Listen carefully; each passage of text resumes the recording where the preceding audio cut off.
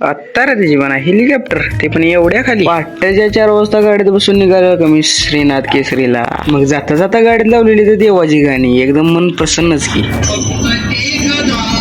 जरा पुढे जाऊन घेतला की चहाचा घोट, कारण की चहा शिवाय काय आपल्याला जमत नाही. चहा पिऊन झाल्यावर आम्ही बसलो गाडीत आणि गेलो सर मैदानाच्या दिशेने. मैदानावर गेल्या या गाड्याच बघून आमची फाटून आली ती, कारण की आता गाड्या एवढ्या आहेत मग माणसं किसते असतील. आत्ता रा तिची म्हणा उभा राहाय सुद्धा जागा नाही. मग कशा तरी एका साईडला उभा राहून मुन्नाबाईजाकडे बघितला की तिथनं आम्ही सर गेलो मुन्नाला बघायला. तिथनं म्हणलं जरा फॉर्च्युनरला पण घेऊया की आपल्या व्हिडिओ. फॉर्च्युनर मात्र आपल्या व्हिडिओत नक्कीच आहे, पण नशिबात आहे का काय माहित नाही. तिथनं येऊन धरले की एका टेम्पोतनं जागा मात्र ह्या टोकासनं त्या टोकाला दिसत होती. तेवढ्यात हेलिकॉप्टर मधनं एकनाथ शिंदे साहेब आलेले ते. भाऊ तर काय एकदम नाचतच जायचं होता एकनाथ शिंदे साहेबांनी भेटायला. तेवढ्यात केली की मग गाडीत एंट्री.